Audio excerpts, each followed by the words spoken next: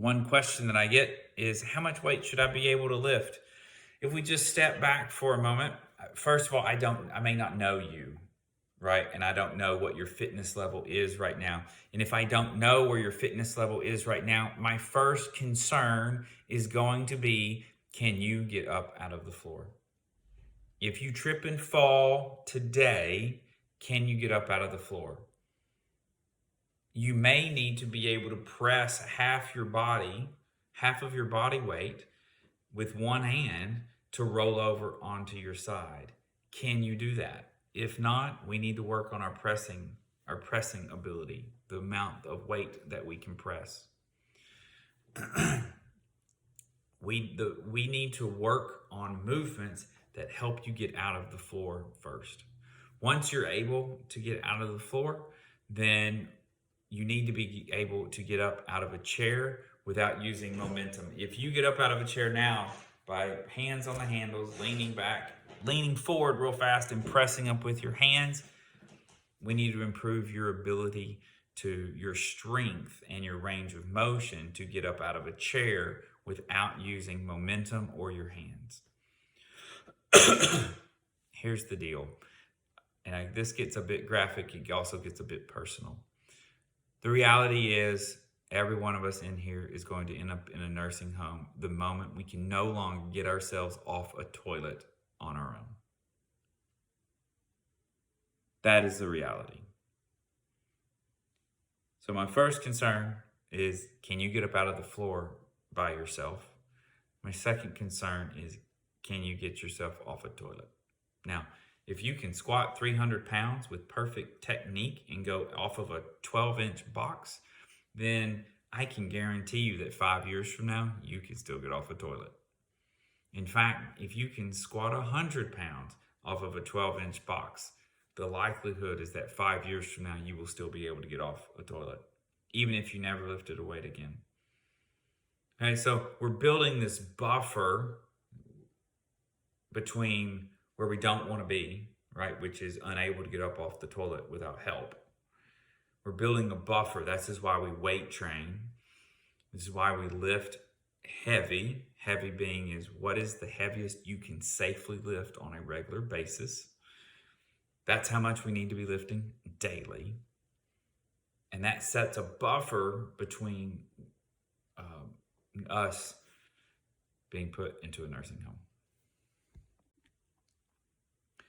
A deadlift. A deadlift is anytime we pick up something from the ground.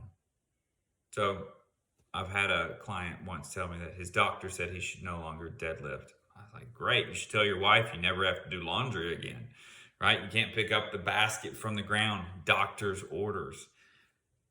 A deadlift is anytime you pick up something from the ground. And we're going to start with a 1-pound PVC pipe. Then we're going to move on to a 15-pound barbell. As we move, we're going to make sure your posture is in a solid position. We don't want hunched shoulders or rounded back. We want to stand up nice and tall, shoulders down and back. My lats, my big back muscles that make that V shape up through the middle of from my waist up to my shoulders. Those are my lats in my back, and I want to engage those. I can squeeze them together, pinch my shoulder blades, and now I can grab that barbell or that PVC pipe, and I can maintain that natural S-curve in my back as I lower myself down. And I want to take that bar down as far as I can until my back starts to round. Once my back starts to round, I'm going to stop. That's as low as I'm going to go. And then I'm going to stand up. Okay. And we're going to work on, again, moving through a full range of motion before we start adding a lot of weight. Moving through a full range of motion safely is what we want to focus on first, and then we can add weight. But we need to add weight. We need to, and that is one of the steps that we take concurrently with improving the range of motion, is that we can add weight and only move through the range of motion you can handle while still maintaining good posture.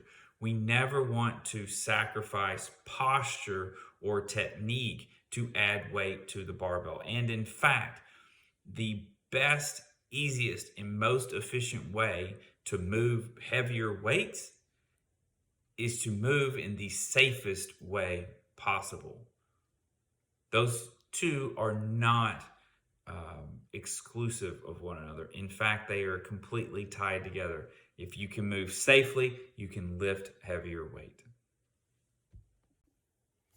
How much is 15 pounds? A jug of milk is roughly 8.5 pounds.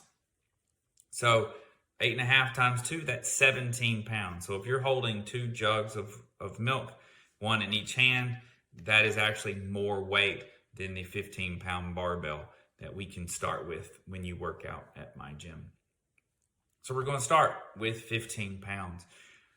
We're going to do 2 things. The first is we are going to focus on moving you through a full range of motion, okay? When we squat, I want you to squat so low that your hips get below your knees. If we're not quite there, then we can squat to a box. And when I say squat, I mean sit down. We're going to sit down on the box. We're going to stand up. We start on a 24-inch box. Most people can safely and effectively sit down on a 24-inch box and move well through that space.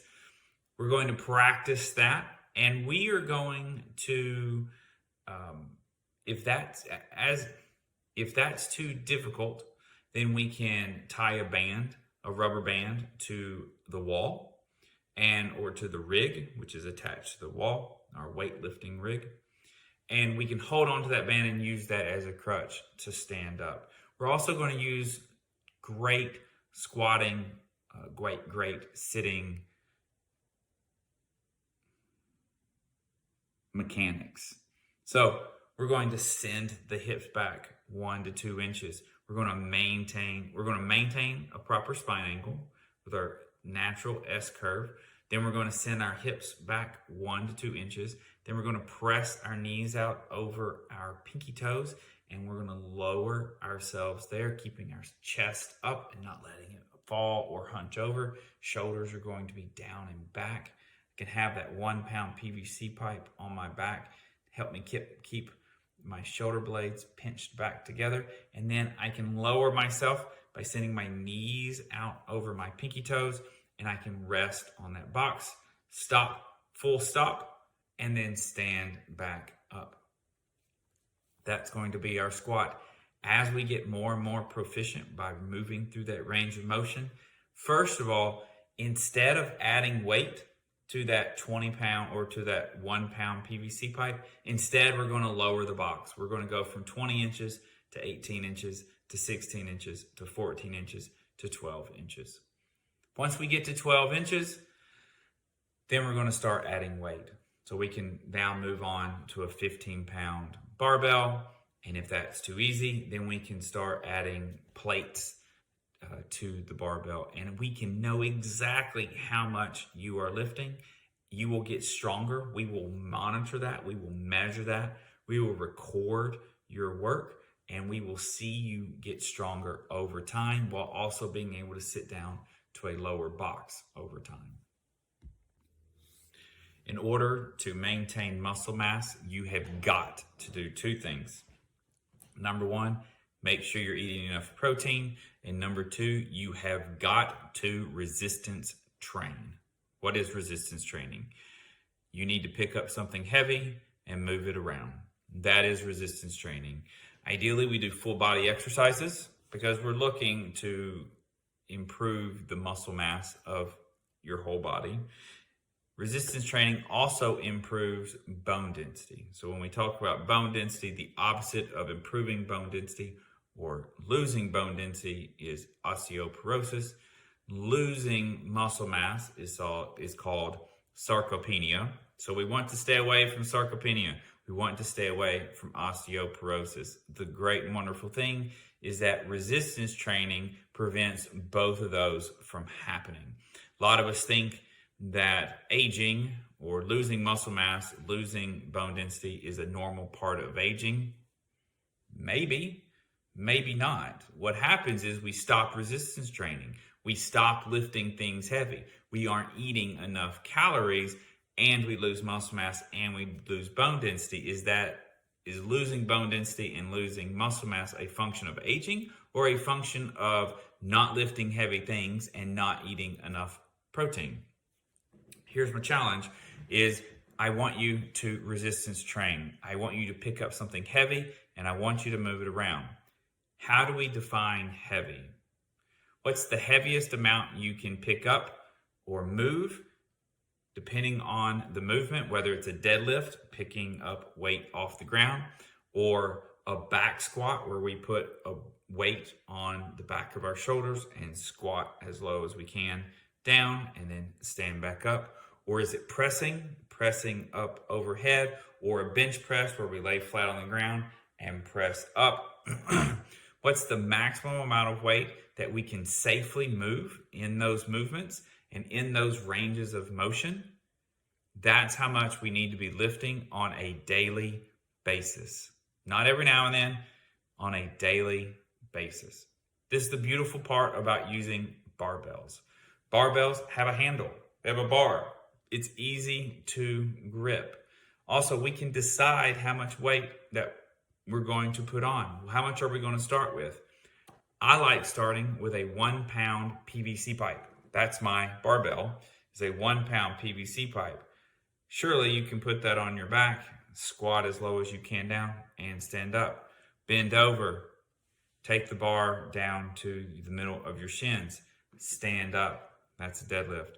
Press the 1 pound PVC pipe up over our head. That's how we're going to warm up at least. Then we're going to move on to our 15 pound barbell. How much is 15 pounds? The size of a tiny dog. It's not a lot of weight. 15 pounds is not a lot of weight.